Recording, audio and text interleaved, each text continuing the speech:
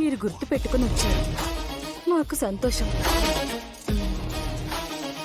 రాకుండా ఎలా ఉంటాం ఆంటీ? మేము గణపతి కోసమే వచ్చాము. అయినా గణపతి అమ్మాయిలకి అంత మర్యాద ఇస్తాడు కదా, అలాంటి వాడు ఇలాంటి పని చేశాడంటే మేము నమ్మలేకపోతున్నాము. వాడిలో ఇలాంటి మృగం ఉన్నాడని మాకు కూడా తెలియదమ్మా.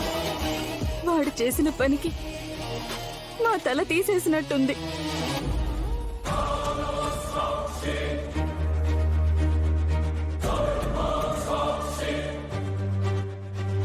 ఒక ఆడపిల్ల జీవితం నాశనం చేసి ప్రాణాలు తీసేయడం తలుచుకుంటేనే నా గుండె తరుక్కుపోతుందమ్మా.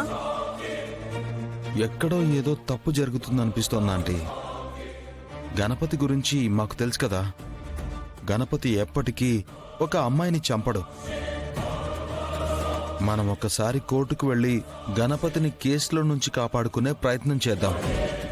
వద్దమ్మా, వద్దు. అవసరం లేదు, అవసరం లేదు, అవసరం లేదు. అసలు అలాంటి వాడికి బయట తిరిగే అర్హత లేదు. ఒక ఆడబిడ్డకి అన్యాయం చేసిన వాడు జైల్లోనే 4 గోడల మధ్య నలిగిపోవాలి. ఇది మీరు మనస్ఫూర్తిగానే చెప్తున్నారా ఆంటీ?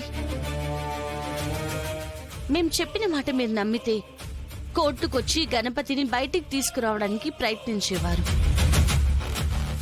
ఇలా కన్న కొడుకుని కాపాడతామంటే ఆపేవాళ్ళైతే కాదు. గణపతి ఏ తప్పు చేయలేదని మేం నమ్ముతున్నాం ఆంటీ. మీరు నమ్మితే కలిసి గణపతిని కాపాడదాం. చూడు బాబు, నా కొడుకు తప్పు చేశాడనే బాధ నుంచి ఇప్పుడిప్పుడే బయటకు వస్తున్నాం. ఇప్పుడు మీరు అదే విషయం పదే పదే గుర్తు చేసి ఇంకా బాధ పెట్టకండి. మీరు వచ్చిన పని అయిపోతే మీరు వెళ్ళొచ్చు. వెళ్ళండి.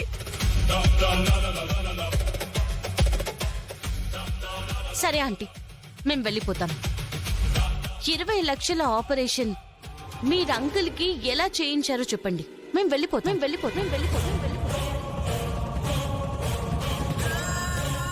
ఎలా అంటే నా నగలు తాకట్టు పెట్టాం. 20 లక్షలు విలువ చేసే నగలు తాకట్టు పెట్టడానికి మీకెక్కడివి? ఎక్కడివంటే మా పుట్టింటి వాళ్ళు పెట్టినవి.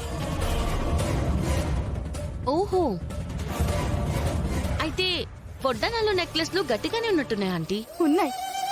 3 నెక్లెస్లు, 1 వడ్డానం, 2 చెవి కమ్ములు, అలా అన్నీ ఉన్నాయి. నా కొడుకు జీతం డబ్బులు చిట్టి ఎత్తి ఇలా ఏదేదో చేసి డబ్బు సర్దామా.